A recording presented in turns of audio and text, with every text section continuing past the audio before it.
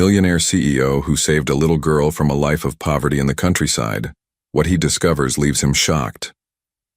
Before we begin, let us know in the comments where in the world you're tuning in from. Enjoy the journey. The Montana sky, stretched endlessly above the Wright family farm, once vibrant with life but now fading like an old photograph. The drought had claimed nearly everything. Crops withered in the fields, cattle grew thin, and hope evaporated with each passing day. Yet for 16-year-old Hannah Wright, the harsh landscape was merely a backdrop to a harsher reality. "Hannah, get your lazy behind out here and fix this fence." Frank's voice boomed across the yard, thick with the morning's first whiskey.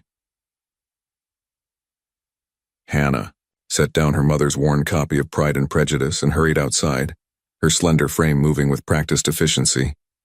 At 16, she carried herself with a quiet dignity that belied her circumstances, threadbare clothes that hung from her narrow shoulders, and eyes that held knowledge beyond her years. "Coming, Frank," she called back, careful to keep any hint of resentment from her voice. The summer sun beat down mercilessly as Hannah worked, her hands calloused from years of farm labor.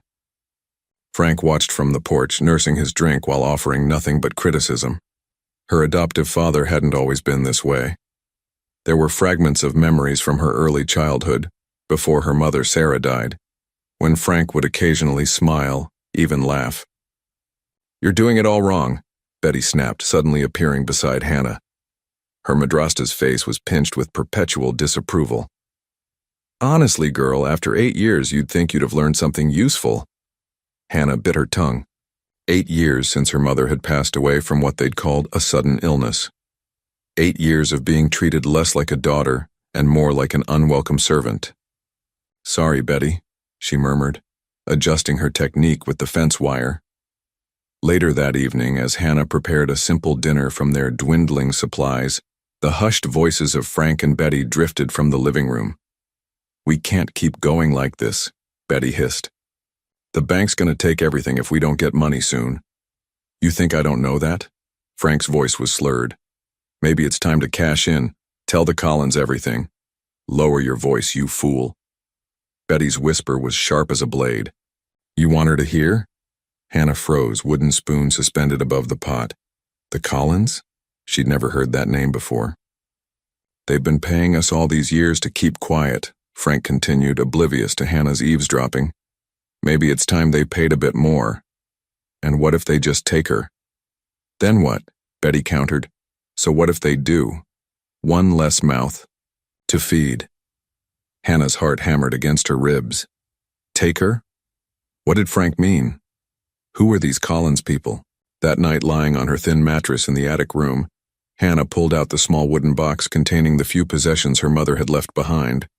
A silver locket with a tiny photo of Sarah, a few well-worn books, and a delicate silver ring engraved with the initials SW. Nothing that offered any clues about her past or these mysterious Collins people. The next morning brought no rain, only more heat and the weight of unanswered questions. As Hannah trudged to the barn to begin her chores, she caught a glimpse of her reflection in an old piece of mirror glass. Her mother's eyes stared back at her, intelligent, determined, and now filled with a new resolve. Someone knew the truth about her past.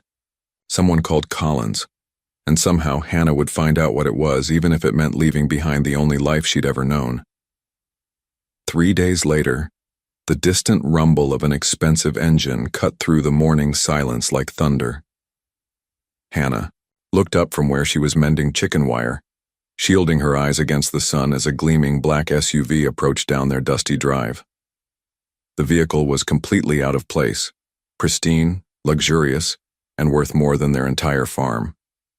It came to a smooth stop near the house, and Hannah watched a tall man in an immaculate charcoal suit step out. Even from a distance, she could see he moved with the confidence of someone accustomed to being the most important person in any room. "Frank! Frank, get out here!" Betty's voice cracked with panic from inside the house. Hannah crept closer, hiding behind the old grain silo where she could observe without being seen. The stranger surveyed their property with calculating eyes, his gaze lingering on the failing crops and weathered buildings. There was something almost sad in his expression mixed with what looked like recognition. Frank stumbled from the house, hastily buttoning a clean shirt over his belly. Hannah had never seen him move so quickly to make himself presentable. "Mr. Collins," Frank said, his usual gruff tone replaced by something Hannah had never heard before, respect tinged with fear. "You got my message then, Collins?"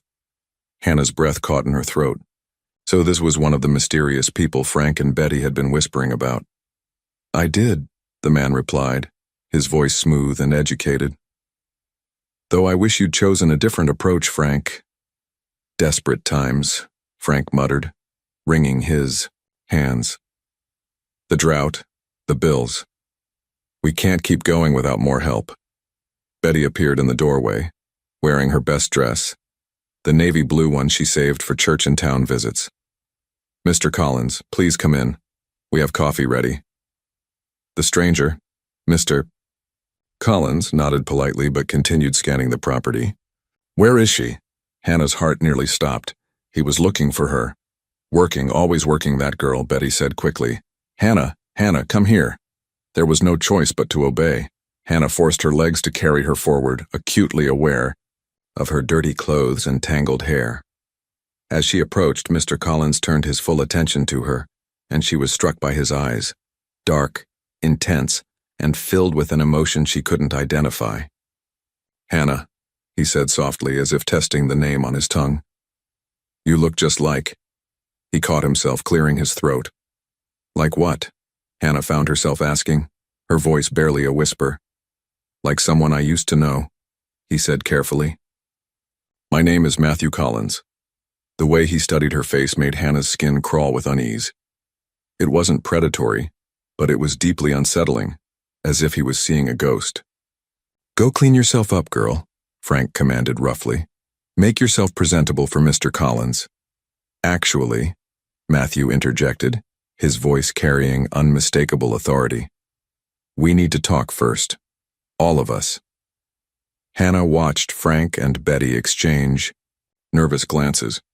Whatever hold this man had over them, it was powerful enough to make Frank, who'd never deferred to anyone, step aside immediately. Of course, Betty stammered. "Please, come inside." As they moved toward the house, Hannah caught Matthew Collins glancing back at her one more time. In that brief moment, she saw something that chilled her to the bone. Guilt. Deep, crushing guilt. What did this wealthy stranger want with her? And why did Frank and Betty seem so afraid of him? Standing alone in the dusty yard, Hannah realized her life was about to change forever. The only question was whether that change would save her or destroy her. Inside the cramped living room, Hannah perched on the edge of the worn sofa, her heart pounding as Matthew Collins settled into Frank's usual chair with the ease of someone claiming territory. A second car had arrived, a plain sedan carrying a woman in a navy blazer who introduced herself as Ms. Rodriguez from Child Services. "Let me be direct," Matthew began, his fingers steepled. "I'm here to offer Hannah opportunities she could never have in this situation." Hannah's stomach lurched. They were talking about her as if she weren't sitting right there. "What kind of opportunities?" Frank asked, but his eyes were already calculating. "Education. A proper home. A future." Matthew's gaze found Hannah's. "I have connections to the finest schools in Seattle, Harvard preparation programs, resources that could transform her life." "And what's in it for you?" Betty interjected, suspicion creeping into her voice. Matthew's jaw tightened almost imperceptibly. "Let's just say I have personal reasons for wanting to help." Ms. Rodriguez cleared her throat, pulling out a folder thick with papers. "Mr. Collins has undergone extensive background checks. His home has been evaluated and approved for guardianship. Placement." Hannah's world tilted. "Guardianship? What are you talking about?" "Now, Hannah," Frank said in a tone she'd never heard before, almost gentle. "Mr. Collins is offering you a chance at a real life. Good schools, nice clothes, everything we can't give you here." "I don't want to leave," Hannah whispered, though even as she said it, she wondered if it was true. The decision isn't entirely yours, Ms. Rodriguez said kindly. Given the current living conditions and financial instability here, she gestured around the shabby room with peeling wallpaper and furniture held together with tape and hope. Matthew reached into his jacket and withdrew a thick manila envelope. Hannah watched in horror as he placed it on the coffee table between them. Frank's eyes locked onto it like a predator spotting prey. This should cover any transition costs, Matthew said carefully, along with the monthly payments we discussed. Monthly payments. The words hit Hannah like a physical blow. She was being sold. Actually sold, like livestock at auction. "You're buying me?" she said, her voice cracking. "You're actually buying me from them." "Hannah, it's not like that," Ms. Rodriguez began. "Isn't it?" Hannah stood abruptly, tears streaming down her face. "He just handed them money for me. What else would you call it?" "An investment in your future," Matthew said quietly. "Sometimes the right choice doesn't feel good in the moment." Frank snatched the envelope from the table with unseemly haste. "Hannah, you're being dramatic. Mr. Collins is trying to help you." "Help himself, more like," Hannah shot back. "Why me? Why now? You don't even know me." For a moment, Matthew's composed facade cracked, and Hannah glimpsed something raw underneath. Pain, regret, and that same crushing guilt she'd noticed outside. "I know more than you think," he said softly. The cryptic response only fueled Hannah's rage. "I won't go. You can't make me." "Actually," Ms. Rodriguez said, consulting her papers, "given your age and circumstances, the state has authority to place you in what we determine to be your best interests." Hannah felt the walls closing in. Even the government was against her. She looked desperately at Frank and Betty, seeking any sign that they might fight for her. But Frank was already counting the money in the envelope while Betty stared at the floor. "When?" Hannah asked, her voice barely audible. "Tomorrow morning," Matthew replied. "Pack light. Everything you need will be provided." As Hannah fled to her attic room, she could hear the adults below finalizing her fate with the casual efficiency of a business transaction. That night, she lay awake clutching her mother's silver locket, wondering what Sarah would think of her daughter being traded away for cash. Tomorrow, she would leave the only home she'd ever known for a stranger's house in a distant city, and, deep down, despite her fear and anger, a tiny voice whispered that maybe, just maybe, anything had to be better than this. The Collins estate loomed before Hannah like something from a fairy tale.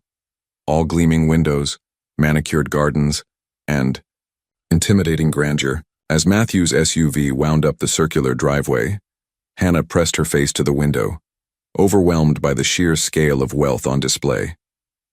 "Welcome to your new home," Matthew said, though his tone suggested uncertainty about whether that was truly accurate. A stern-faced woman in her 60s appeared at the massive front doors.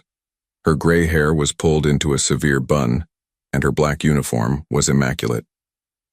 "This is Mrs. Parker, our housekeeper," Matthew explained as they climbed the marble steps. "She'll help you get settled." Mrs. Parker's eyes swept over Hannah's thrift store clothes and single-worn duffel bag with barely concealed disdain. "Good afternoon, miss," she said coldly. "Your room is ready." Before Hannah could respond, another figure appeared in the doorway. An elegant woman in her 40s with perfectly styled blonde hair and designer clothes that probably cost more than Frank's truck.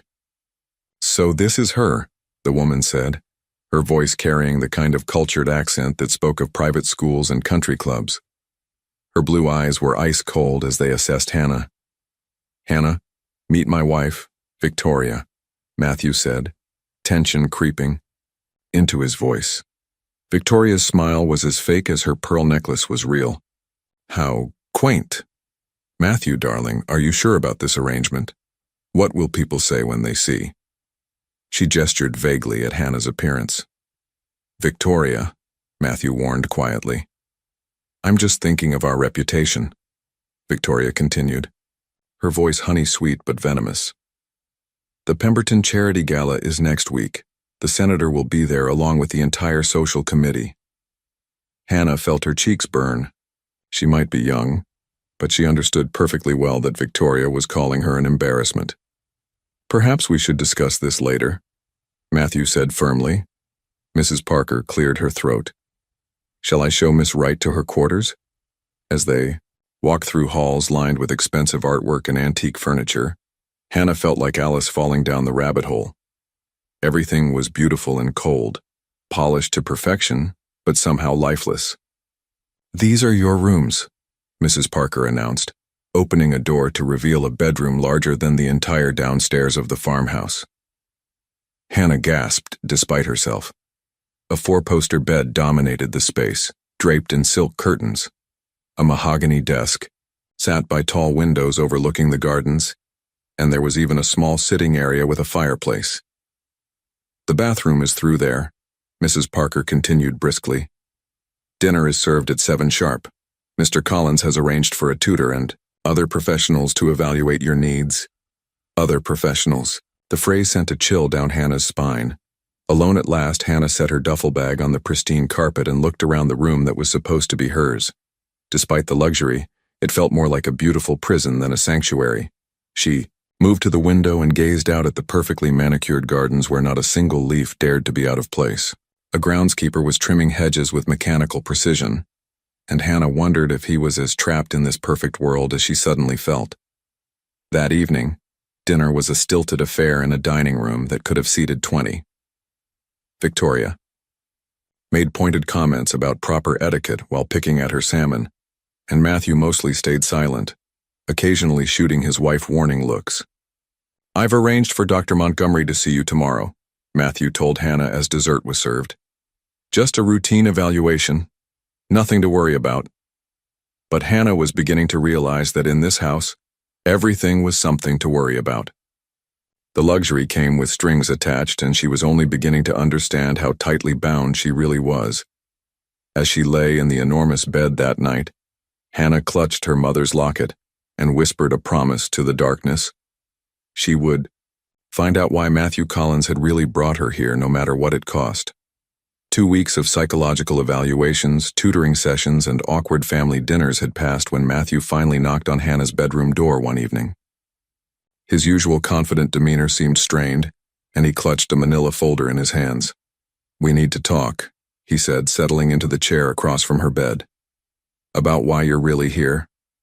Hannah set down her book, one of dozens that had mysteriously appeared on her shelves, and waited. She'd learned that silence often revealed more than questions. "You're not Frank's biological daughter," Matthew began, his words careful and measured. "Your real father was my younger brother, James." The revelation hit Hannah like cold water. "Your brother?" Matthew nodded, opening the folder to reveal several photographs. The first showed a man who looked strikingly like Hannah, the same dark hair, intelligent eyes, and stubborn chin. "James died 5 years ago. Cancer." Matthew's voice grew softer. "Before he passed, he told me about you. About your mother, Sarah." Hannah's hands trembled as she studied her father's face. "He knew about me?" "He did. They met when Sarah was working, temporarily for our family. When she became pregnant, circumstances were complicated." Matthew's discomfort was palpable. "After Sarah died, Frank, who was her cousin, agreed to raise you in exchange for financial support." "So you've been paying him all along," Hannah said, pieces clicking into place. "That's why he never wanted me to ask questions about my past. Frank was supposed to provide for your education, give you a good life," Matthew continued. "When I learned he wasn't honoring that agreement, I decided to bring you here myself." Hannah studied the photographs again, searching for answers in her father's frozen smile. "Why now? Why didn't you come sooner?" Matthew's jaw tightened. "There were legal complications, family obligations. I respected the arrangement with Frank, until he threatened to expose something," Hannah finished, remembering the phone calls she'd overheard. "Frank was facing financial ruin. He became demanding, unreasonable." Hannah looked up from the photos, meeting Matthew's gaze directly. "What aren't you telling me?" For a moment, Matthew's composure cracked. "What do you mean?" "There's more. to this story. I can see it in your face." Hannah's voice was steady despite her racing heart. "You look guilty, not grieving, and Victoria treats me like I'm some kind of scandal waiting to happen." Matthew stood abruptly, gathering the photographs. "You're imagining things. You've been through trauma. Dr. Montgomery explained that suspicion is normal after what you've endured." "Don't patronize me," Hannah snapped. "I may be 16, but I'm not stupid." "No," Matthew agreed quietly. "You're not stupid at all. You're exactly like James in that way." After he left, Hannah sat in the darkness of her luxurious room, studying the one photograph he'd left behind. Her father looked young in the picture, probably not much older than she was now. But there was something in his expression, a sadness, that seemed deeper than just illness. She thought about Matthew's nervous energy, Victoria's obvious resentment, and the way Mrs. Parker sometimes looked at her with what might have been pity. Everyone in this house was keeping secrets, and Hannah was beginning to suspect that the truth about her parents' relationship was far more complicated than Matthew wanted her to believe. That night, she made another promise to herself. She would uncover every secret this family was hiding, starting with whatever had really happened between her teenage mother and her uncle's younger brother. The truth was out there, buried beneath layers of careful explanations and comfortable lies. And Hannah Wright had never backed down from a challenge in her life. 3 months had passed since Hannah's arrival at the Collins estate, and she had settled into a routine that felt both privileged and suffocating. Whitmore Academy, Seattle's most prestigious private school, had welcomed her with the kind of deference that money could buy, though her classmates treated her with curious distance. "Miss Wright, your essay on Shakespearean tragedy is remarkable," Mrs. Henley announced during English literature class, "particularly considering your background." Hannah forced a smile, hating the way teachers constantly referenced her disadvantaged origins, as if her intelligence was somehow miraculous rather than earned. She'd grown tired of being their charity case success story. At lunch, she sat alone, in the Academy's marble-column dining hall, surrounded by the privileged children of Seattle's elite. They whispered about her when they thought she couldn't hear, the farm girl living with the Collins family, the mysterious ward with the tragic past. "You know they're all dying to know your story," a voice said behind her. Hannah turned to see Eliza Martinez, the gardener's daughter who attended the local community college. At 19, Eliza had a warmth that was entirely absent from Hannah's wealthy classmates. "Let them wonder," Hannah replied, making room at her table. "My dad says Mr. Collins has been different since you arrived," Eliza continued, unwrapping a homemade sandwich. "More nervous. Victoria's been giving the staff impossible tasks. I think she's taking her frustration out on us." Hannah had noticed Victoria's increasingly hostile behavior. Last week, she'd overheard her on the phone complaining to someone about Matthew's little project ruining our social standing. "What was he like before?"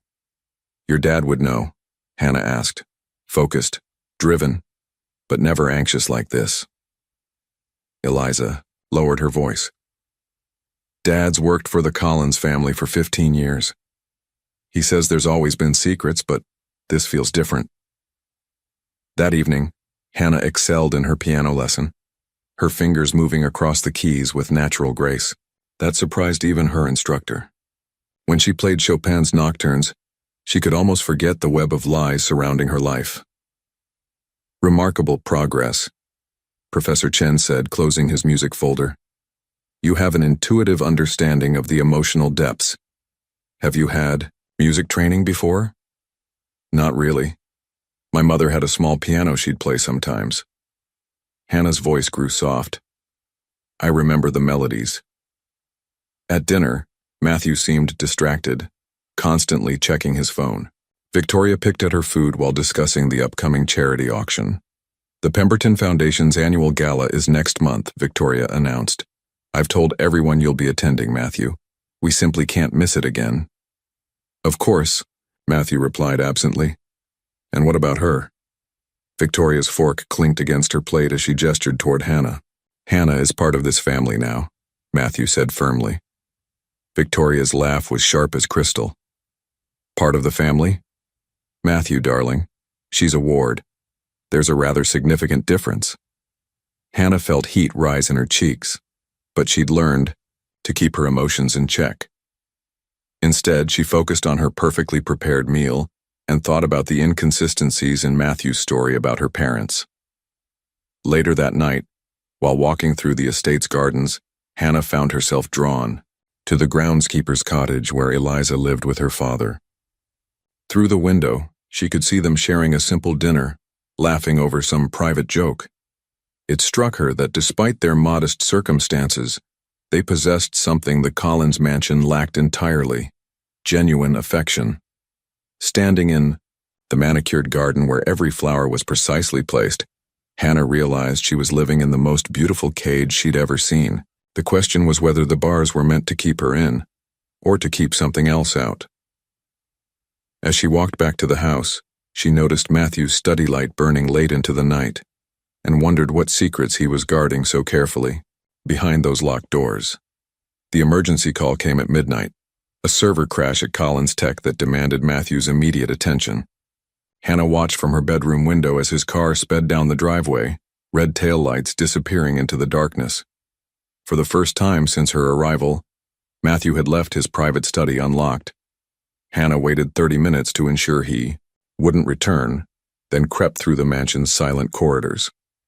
The study door opened with barely a whisper, revealing Matthew's sanctuary: leather-bound books, expensive artwork, and a massive mahogany desk that commanded the room.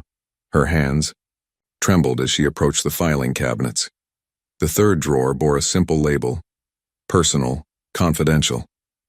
Inside, a thick manila folder caught her attention, her own name written across the tab in Matthew's precise handwriting. The first document nearly stopped her heart. A birth certificate showing her mother's age at Hannah's birth: 16 years. Old. James Collins had been 28. "Oh my God," Hannah whispered, sinking into Matthew's chair. She photographed page after page with shaking hands. Newspaper clippings with headlines like "Tech Heirs Scandal Covered Up" and "Minor Employee's Pregnancy Raises Questions." There were payment records stretching back 16 years, showing monthly transfers to Frank Wright. Legal documents discussing damage control and public relations management. But the most devastating discovery was a copy of James's will, dated just months before his death. It clearly stated that Hannah Wright Collins was to inherit half of his estate, including substantial shares in Collins Tech, upon reaching 18 years of age. Collins. Her legal name was Hannah Wright Collins. A letter paper-clipped to the will made her blood run cold. "Matthew, I know what I did was unforgivable. Sarah was just a kid and I was supposed to protect her, not take advantage. The cancer has given me time to think about the damage I caused. Hannah deserves better than the secrets and shame our family creates. When she turns 18, tell her everything. Give her the choice I stole from her mother. James." Hannah's vision blurred with tears of rage and grief. Her father hadn't just had an inappropriate relationship with her teenage mother. He'd known it was wrong, known he was destroying a child's life. The sound of a car in the driveway sent panic shooting through her veins. Hannah quickly photographed the remaining documents, including email exchanges between Matthew and Frank, where Frank threatened to tell everyone about James and that girl, unless payments increased. She was replacing the folder when footsteps echoed in the hallway. Hannah barely managed to slip out through the study's side door, her heart hammering as she heard Matthew's voice talking to someone on his phone. "No, everything's secure. The information stays buried until she's 18, just like James wanted. Frank won't be a problem much longer." Hannah pressed herself against the wall, processing Matthew's words. What did he mean, Frank won't be a problem? Back in her room, she stared at the photos on her phone, each image revealing another layer of betrayal. Her father had been a predator, her mother had been his victim, and Matthew had been covering it up for 16 years, using her inheritance to buy Frank's silence. But the most chilling realization was that Matthew clearly intended to continue hiding the truth until her 18th birthday, if he planned to tell her at all. Hannah had thought she was living in a beautiful prison, but now she understood the truth. She wasn't just a ward or a charity. case. She was the living evidence of a crime, hidden away where she couldn't ask inconvenient questions or threaten the Collins family's reputation. The question was no longer whether she could uncover their secrets. The question was whether she could stay alive long enough to expose them. As dawn broke over the pristine gardens, Hannah began planning her next move. Frank might be a drunk and a blackmailer, but he was also the only person who knew the complete truth about her parents. She had to find a way to contact him before Matthew made sure he wouldn't be a problem anymore. The emergency call came at midnight, a server crash at Collins Tech that demanded Matthew's immediate attention.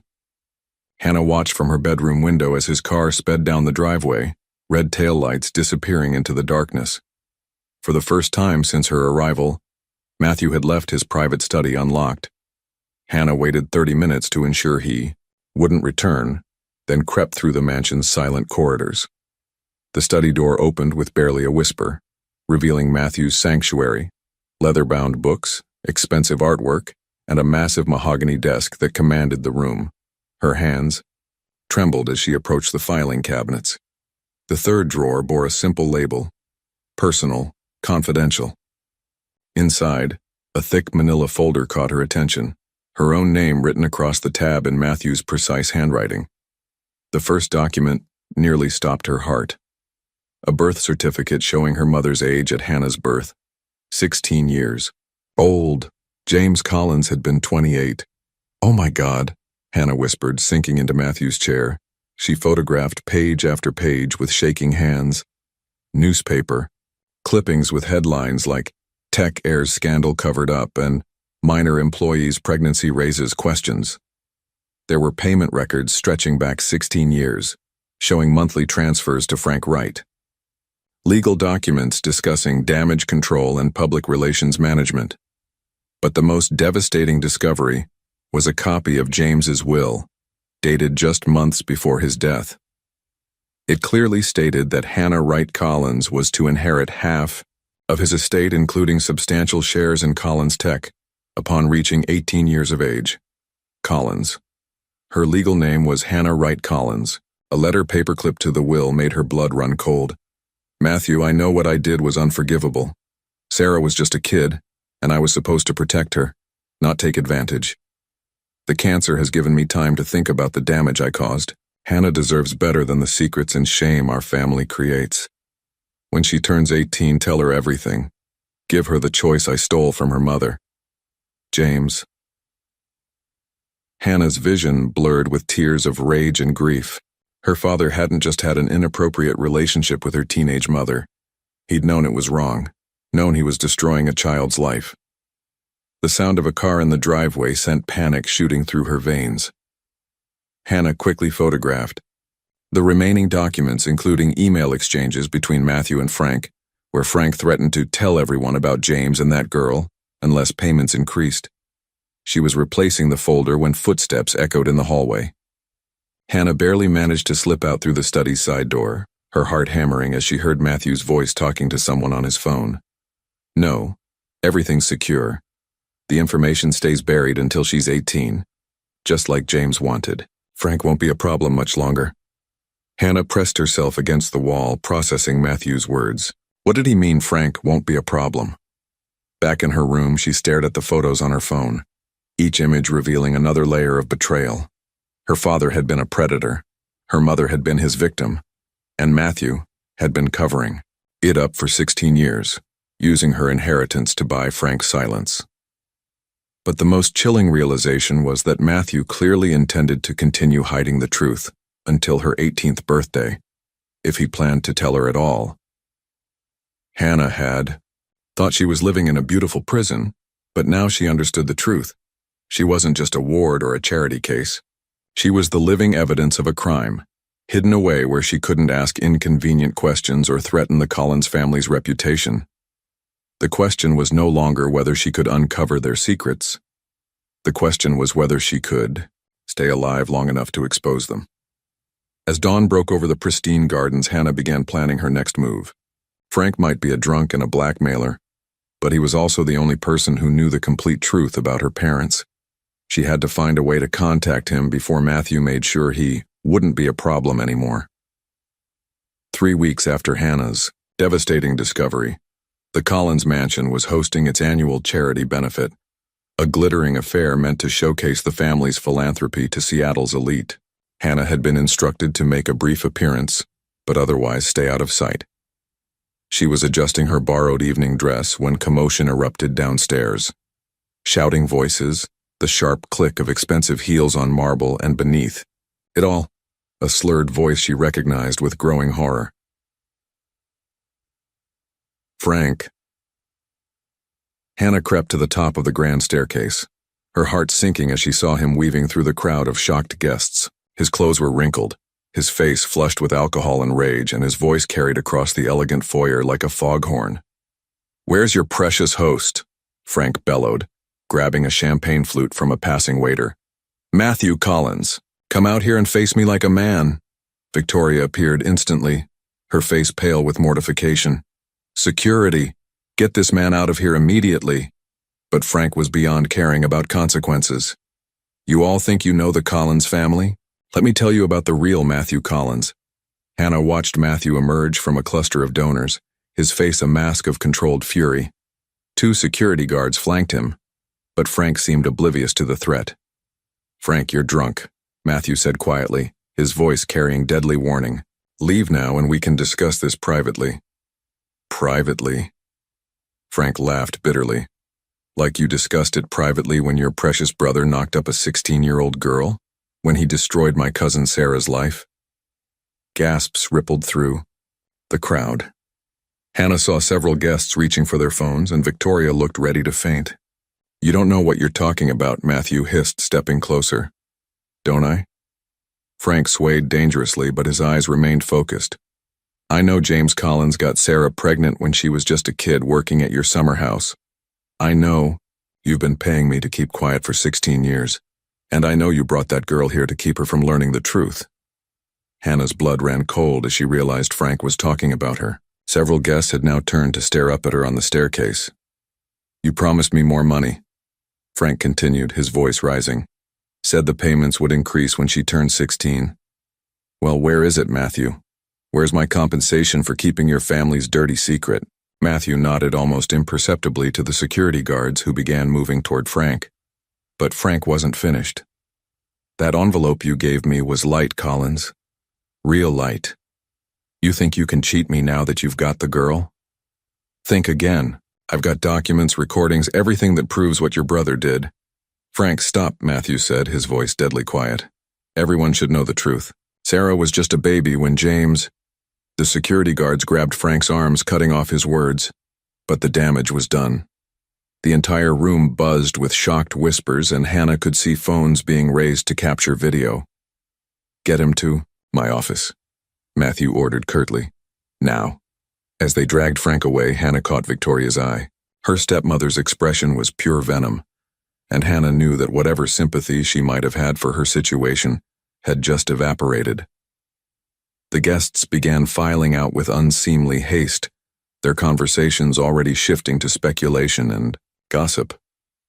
Hannah remained frozen on the staircase, watching her world collapse in real time.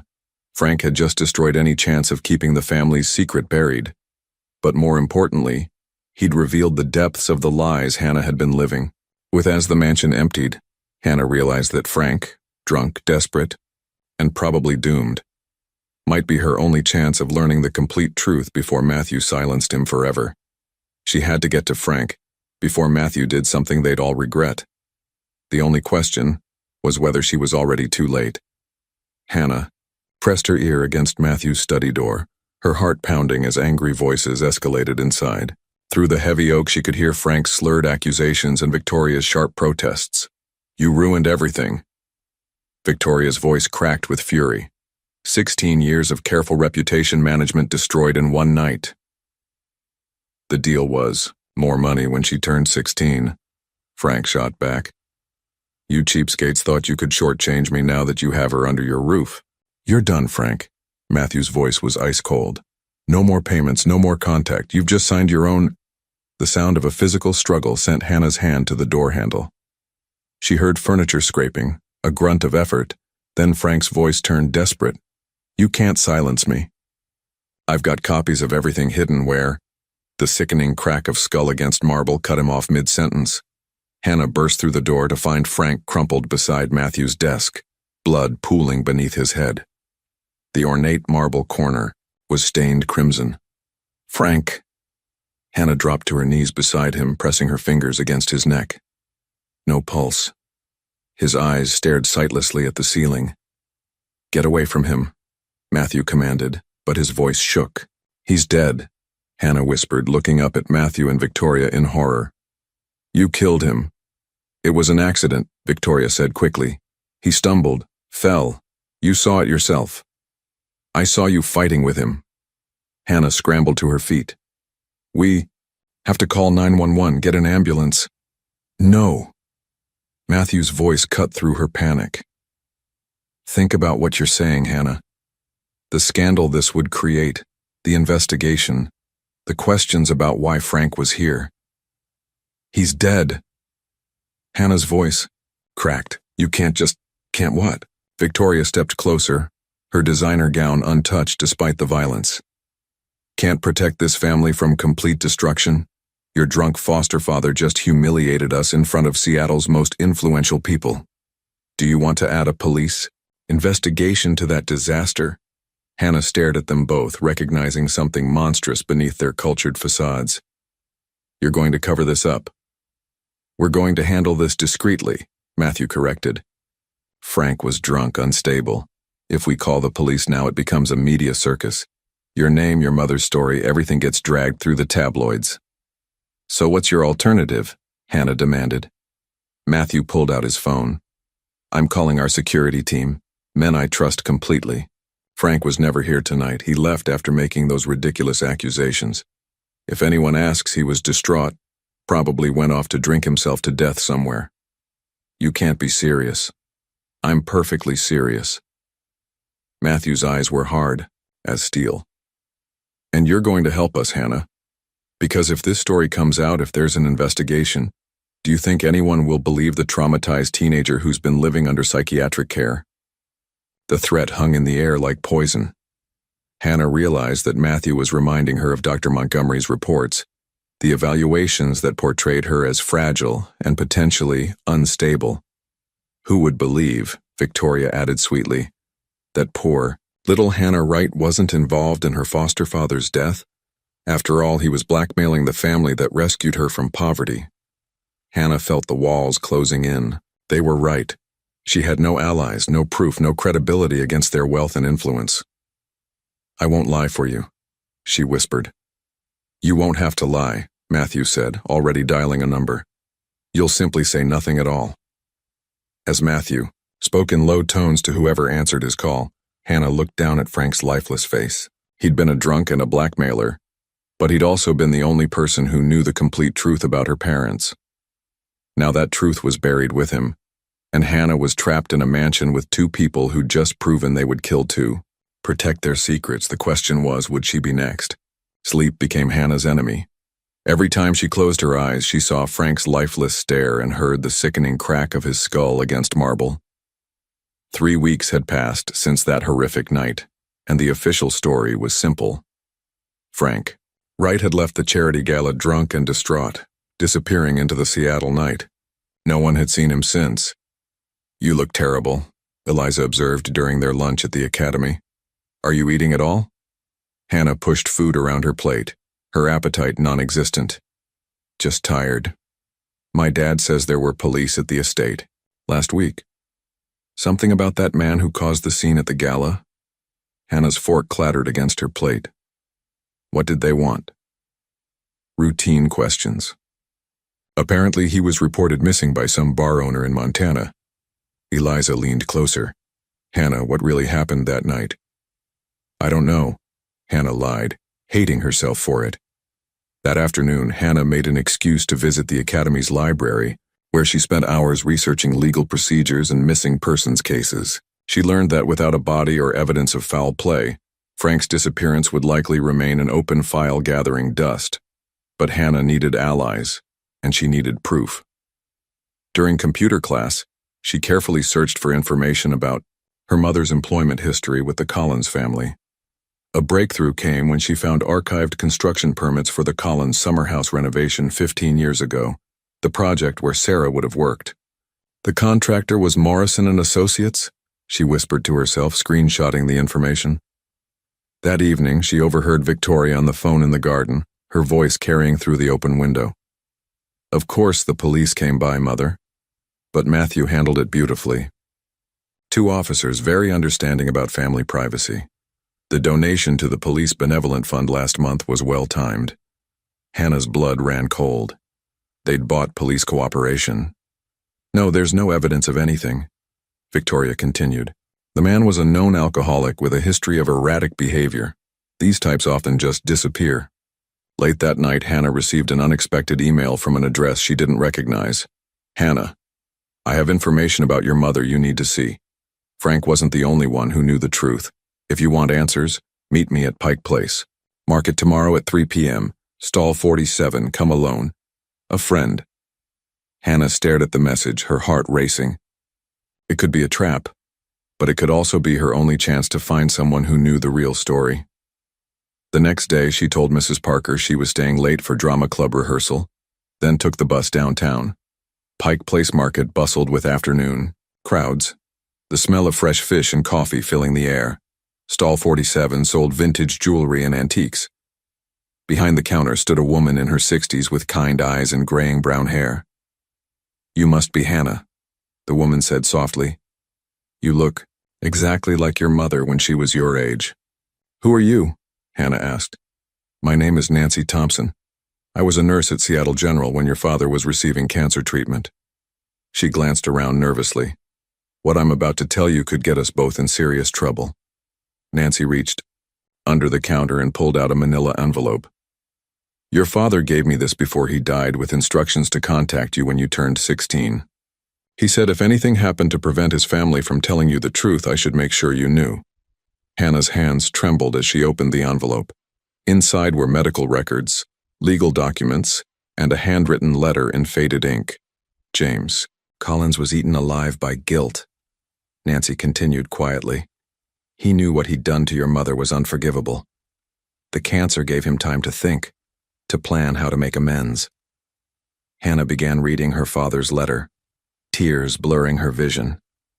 Hannah, if you're reading this, then something has prevented my family from honoring my wishes. You deserve to know that I left you half of everything I owned, including shares in Collins Tech. But more importantly, you deserve to know that your mother was a brave, intelligent girl who deserved so much better than what I gave her. Nancy squeezed Hannah's shoulder gently. There's more, child.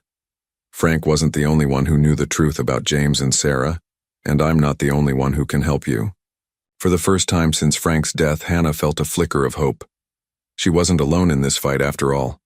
Nancy Thompson's small apartment overlooked Puget Sound, its walls lined with medical textbooks and family photographs. Hannah sat on the worn sofa, clutching the envelope containing her father's letter while Nancy prepared tea with shaking hands. I've been carrying this burden for 5 years, Nancy said, settling into the chair across from Hannah. Your father made me promise to watch over you from a distance, to ensure you received what was rightfully yours. Matthew told me James died knowing about me, but that there were legal complications, Hannah said carefully. Nancy's laugh was bitter. Legal complications. Is that what they're calling theft now? She pulled out a thick folder from beneath her coffee table. James Collins spent his final months making arrangements for you. He had DNA tests done to establish paternity beyond doubt. He consulted lawyers about creating a trust that Matthew couldn't touch. Most importantly, he documented everything about your mother's employment and their relationship. Hannah opened the folder with trembling fingers. Inside were bank statements showing massive transfers from James's personal accounts to a trust fund in her name, legal documents establishing her as his heir, and a notarized will leaving her 50% of his assets, including voting shares, in Collins Tech. Matthew was executor of the will, Nancy continued. He was supposed to maintain the trust until you turned 18, then reveal everything. Instead, he's been using your inheritance to expand his own business empire. How do you know all this? Because James didn't trust his brother completely. He gave me copies of everything and asked me to serve as an independent witness. Nancy's voice grew heavy. He also predicted that Matthew might try to control the narrative about your parents' relationship. Hannah found a medical report documenting James's confession to his oncologist.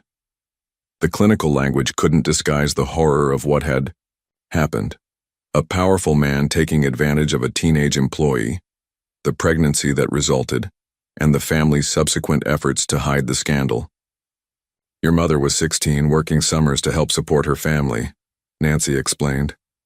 James was 28 and should have known better. When Sarah told him she was pregnant, the Collins family went into damage control mode. They paid her off.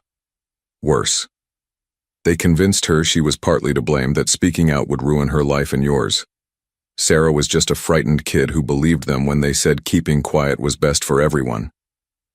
Hannah studied a photograph of her mother.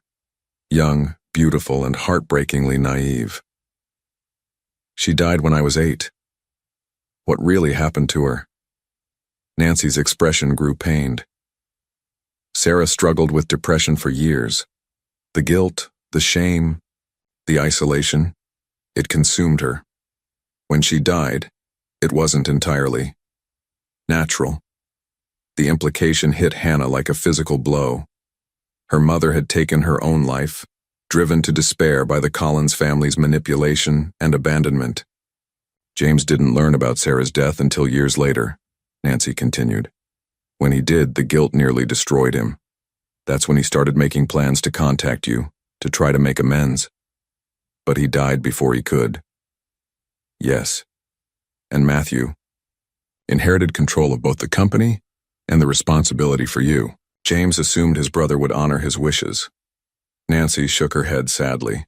He underestimated how deeply corruption can run in a family. Hannah looked through more documents, email exchanges between James and his lawyers, detailed financial records, and most damning of all, a recording device Nancy pulled from a drawer. James asked me to record his final conversation with Matthew about you, Nancy said, holding up the small digital recorder. He wanted evidence of his instructions just in case. Hannah listened in growing horror as her father's weak voice gave explicit instructions about her inheritance, her education, and the revelation of the truth about her parentage. Matthew's responses were appropriately solemn, promising to honor every detail of his brother's wishes. He lied, Hannah whispered. He did more than lie. He's stolen millions that belong to you, hidden your true identity, and now... Nancy's voice trailed off. Now he's covered up a murder, Hannah finished. Nancy's eyes widened. What do you mean? Hannah told her about Frank's death, watching Nancy's face grow pale with each detail. My God, Nancy breathed. This has gone far beyond financial fraud. Hannah, you're in real danger. I know. That's why I need your help. Nancy stood and moved to her window, looking out at the darkening sky. There's something else, child. Something I haven't told you yet. What? James wasn't the only Collins family member who knew the truth about your parents. There was another witness to their relationship. Someone who's been watching from the shadows all these years. Hannah's heart began to race. Who? Nancy turned back to face her, determination replacing fear in her expression. Someone with the power to bring Matthew down once and for all. Nancy walked to an old filing cabinet and withdrew a business card yellowed with age. Eleanor Collins Patterson, Matthew and James's aunt. She was the family matriarch when your parents met. Hannah studied the card. She's still alive? Very much so, and very angry about what Matthew has done to James's memory. Nancy sat back down, her voice dropping to a whisper. Eleanor was the one who originally hired your mother for the summer house project. She witnessed firsthand how James pursued Sarah, how the family covered it up, and how they treated your mother afterward. Why hasn't she spoken up before now? Family loyalty, old-fashioned shame, but mostly because she believed Matthew would eventually do the right thing. Nancy's expression hardened. When James was dying, Eleanor made Matthew swear on the family Bible that he would honor his brother's wishes about you. Hannah felt a surge of hope. She knows about the will, the trust fund? She knows everything. Eleanor was present when James recorded a video confession about Sarah, intended for you to watch when you turned 18. Nancy pulled out another envelope. She also has the original copy of James's amended will, the one that specifically prevents Matthew from using your inheritance for business purposes. Hannah opened the envelope to find legal documents that made her inheritance crystal clear. Not only was she entitled to half of James's personal fortune, but she owned 25% of Collins Tech, enough to have significant voting power in company decisions. Matthew has been using my shares to vote himself expanded authority, Hannah realized, scanning the corporate documents. For 5 years, he's essentially been stealing from you to build his empire. Collins Tech's recent expansion, the new facilities, the international contracts, all funded partially with money that belongs to you. Hannah's mind raced. How much are we talking about? Nancy consulted a financial statement.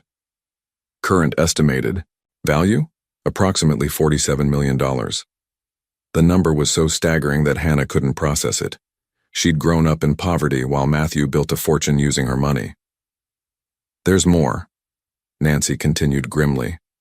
Eleanor discovered that Matthew forged James's signature on several documents after his death, including papers that transferred your shares to his personal control. That's fraud.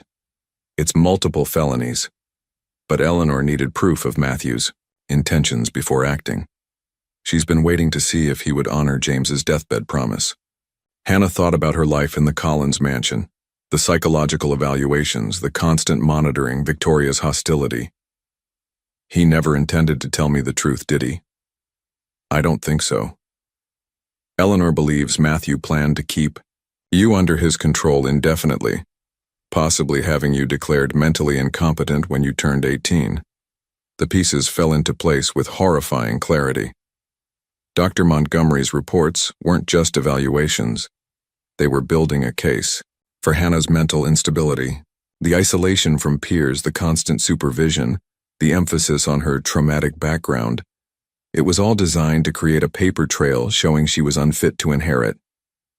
Eleanor wants to meet with you, Nancy said, but she insists on absolute secrecy. If Matthew discovers she's involved, he might take drastic action.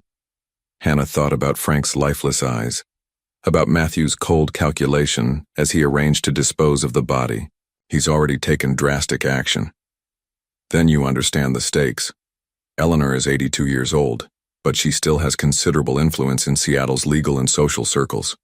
With her testimony and the evidence James left behind, we can expose everything Matthew has done. What about Frank's murder? Nancy's expression grew troubled. That's more complicated. Without a body or witnesses besides you, it would be difficult to prove. But the financial crimes are extensively documented. Hannah stood and moved to the window, watching ferries cross the darkening sound. Somewhere out there, Matthew was probably working late in his office, managing an empire built partially on stolen inheritance from the girl he'd claimed to rescue. When can I meet Eleanor? Tomorrow. But Hannah. Nancy's voice carried a warning. Once we begin this process, there's no going back. Matthew will fight viciously to protect himself, and you'll be his primary target. Hannah thought about her mother, a frightened 16-year-old who'd been manipulated and abandoned by the Collins family, ultimately driven to despair. She thought about Frank, whose greed had made him dangerous but whose death had been brutal and unnecessary. I'm not backing down, Hannah said firmly. Matthew has destroyed enough lives. It's time someone stopped him. Nancy smiled for the first time since Hannah had arrived. James would be proud of you. No, Hannah corrected, steel entering her voice. James was the problem, but I'm going to be the solution. Eleanor Collins Patterson's penthouse overlooked the city like a fortress of old money and older secrets. At 82, she possessed the sharp intelligence that had made the Collins family fortune and the moral clarity that her nephews lacked. You have your mother's eyes, Eleanor said, studying Hannah over delicate china teacups. But thank God you have stronger steel in your spine. Hannah sat straight, acutely aware she was meeting the woman who could change everything. Nancy told me you have evidence against Matthew. Evidence? Eleanor's laugh was dry as autumn leaves. Child, I have enough evidence to bury Matthew so deep he'll need an archaeological expedition to find daylight. She opened an antique desk and withdrew a thick portfolio. Video confession from James, forged signatures on corporate documents, financial records showing systematic theft from your trust, and most damning, recorded conversations where Matthew explicitly states his intention to have you declared incompetent. Hannah's blood ran cold. You recorded him? For 2 years. Every family dinner, every phone call about your care. I knew something was wrong when he insisted on those psychological evaluations. Eleanor's eyes glittered with predatory satisfaction. Matthew always underestimated me. What about Frank's death? Eleanor's expression darkened. Nancy told me. While we can't prove murder without a body, we can prove Matthew has been systematically eliminating threats to his control. She produced another folder. I hired a private investigator months ago. He's documented Matthew's disposal of other problems, business partners who asked inconvenient questions, former employees who knew too much about the family's secrets. Hannah felt sick. How many people has he hurt? Enough to establish a pattern. Combined with the financial crimes, it paints a picture of a man who will do anything to protect his stolen empire. Eleanor stood and moved to her window, gazing down at the city. I should have acted sooner. I told myself James's death was grief that Matthew would honor his promises. I was a foolish old woman. You're helping now. That's what matters. Yes, but carefully. Matthew has resources, connections, people who owe him favors. Eleanor turned back to Hannah. We need allies with power equal to his. Who did you have in mind?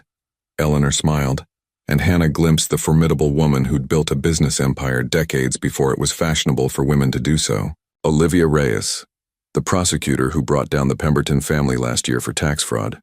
She specializes in cases involving abuse of power and financial manipulation. Eleanor's smile sharpened. She also happens to be Sarah Morrison's daughter. Hannah's heart stopped. Morrison?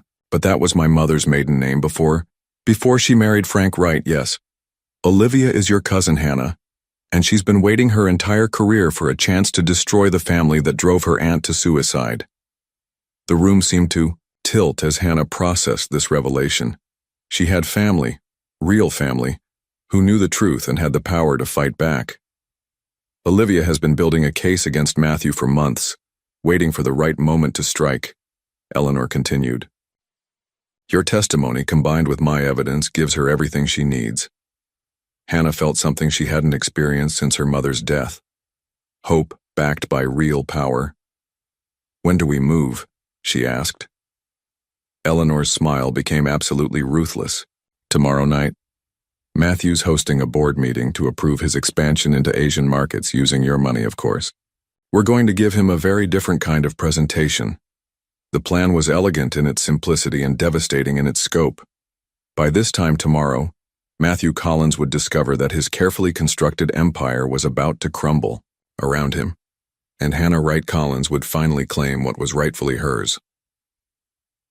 The Collins Tech boardroom fell silent as Hannah walked through the doors, flanked by Eleanor and a woman in a sharp navy suit, Olivia Reyes. Matthew's face went ashen as he recognized his aunt. What is the meaning of this interruption? Matthew demanded, though his voice trembled. Justice, Eleanor said simply, taking a seat at the conference table. Something long overdue in this family. Olivia placed a thick folder on the mahogany table. Matthew Collins, I'm Prosecutor Olivia Reyes. You're under investigation for fraud, embezzlement, and conspiracy. Victoria, who'd been sitting beside Matthew, shot to her feet. This is outrageous. Security. Won't be necessary, Hannah said quietly, her voice carrying new authority. The FBI is already positioned outside. Matthew's confident mask finally cracked. Hannah, you don't understand what you're doing. These people are manipulating you, like you manipulated my mother, Hannah interrupted. Like you've manipulated me for months? Olivia opened her folder, spreading documents across the table. Forged signatures, misappropriation of trust funds, conspiracy to commit fraud. She looked directly at Matthew. And that's just the financial crimes. You have no proof, Matthew snarled. Eleanor smiled coldly and pressed play on a small recorder. Matthew's own voice filled the room. The girl can never know about the inheritance. If she becomes problematic, we'll have her declared mentally incompetent. The board members exchanged horrified glances. Several were already reaching for their phones. Where's Frank Wright? Olivia asked quietly. Matthew's silence was deafening. We know what happened that night, Hannah said. I was there. I saw everything. Victoria suddenly turned on her husband. I told you this would happen. Your greed has destroyed us both. Shut up, Victoria, Matthew hissed. No, I won't go down for your crimes. Victoria faced the room. He killed. Frank Wright covered it up. I have emails, recordings. Matthew lunged toward Victoria, but FBI agents burst through the doors, weapons drawn. Matthew Collins, you're under arrest, the lead agent announced. As handcuffs clicked around Matthew's wrists, he looked at Hannah with pure hatred. You have no idea what you've unleashed. Hannah met his gaze steadily. I know exactly what I've done. I've stopped you from hurting anyone else. Olivia squeezed Hannah's shoulder. It's over. You're safe now. For the first time in her life, Hannah believed those words were true. 1 year later, Hannah stood before her mother's grave. No longer a simple wooden cross, but a beautiful marble headstone that read, Sarah Morrison Wright, beloved mother. Her truth lives on. The legal battles were finally over. Matthew had been sentenced to 25 years for fraud, embezzlement, and manslaughter in Frank's death, whose body investigators had found exactly where Hannah had indicated. Victoria received immunity in exchange for her testimony, fleeing. Seattle in disgrace, are you ready? Nancy asked, approaching through the cemetery's morning mist. Hannah nodded, touching the headstone one final time. Today marked another milestone, the official opening of the Sarah Morrison Foundation, dedicated to helping young victims of abuse and providing scholarships for underprivileged students. At 18, Hannah had inherited her full legacy. 47, $1 million in controlling interest in Collins Tech. But more importantly, she'd inherited the strength to transform tragedy into purpose. The foundation's headquarters occupied a renovated building in downtown Seattle, its walls lined with photographs of scholarship recipients and abuse survivors who'd found new hope. Hannah's office overlooked the Sound, where ferries carried people toward new beginnings. The dedication ceremony was beautiful, Olivia said, entering with 2 cups of coffee. Over the past year, she'd become more than Hannah's cousin. She'd become the sister Hannah never had. Mom would have been proud, Hannah replied, accepting the warmth gratefully. Eleanor appeared in the doorway, moving slowly but with dignity, intact. At 83, she'd become Hannah's mentor in both business and life. The first board meeting of the new Collins Tech is in an hour, Eleanor announced. Are you prepared for your speech? Hannah smiled. The company had been restructured, under her leadership, focusing on ethical technology solutions rather than profit at any cost. Many of Matthew's cronies had been removed, replaced by people who shared Hannah's vision of responsible innovation. I've been preparing for this my whole life, Hannah said. The 3 women made their way to Collins Tech's headquarters where Hannah would address employees as their new CEO. She'd kept the Collins name not out of pride, but as a reminder that power could be used for healing rather than harm. In the lobby, a portrait of James Collins had been replaced with one of Sarah Morrison, not as a victim but as a young woman full of dreams and potential. Beside it, a plaque read, In memory of those silenced by power, may their voices guide us toward justice. Nancy had moved into the penthouse's guest wing, serving as Hannah's guardian and confidant. Together, they'd created something neither had imagined possible, a family built on truth rather than secrets.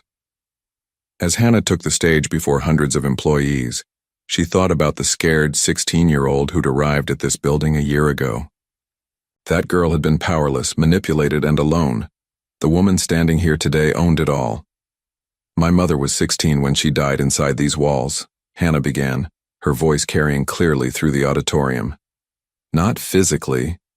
That came later, but the girl full of dreams and hope was destroyed here by people who saw her as disposable. The room was absolutely silent.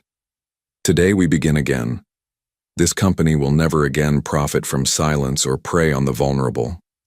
We will build technology that serves humanity, not the other way around. As applause filled the room, Hannah caught sight of a familiar face in the crowd, Eliza, now a college graduate and the Foundation's program director. Her friend gave her a thumbs up, grinning with pride. That evening, Hannah returned to the small house she'd bought overlooking the Sound, modest by Collins standards but rich in peace. Nancy was in the kitchen, humming while she prepared dinner, and the normalcy of it still took Hannah's breath away. "Any regrets?" Nancy asked as they sat on the porch, watching the sunset paint the water gold. Hannah considered the question seriously. The past year had brought justice, but also the weight of responsibility she'd never asked for. Money couldn't bring back her mother or undo the trauma of her childhood, but it could prevent other children from suffering the same fate. "None," Hannah said finally. "This is what Mom would have wanted, her story helping others instead of being buried in shame." As stars emerged over Puget Sound, Hannah Wright Collins, daughter, survivor, and now guardian of justice, smiled. She'd transformed her inheritance of pain into a legacy of hope, and that was the greatest revenge of all.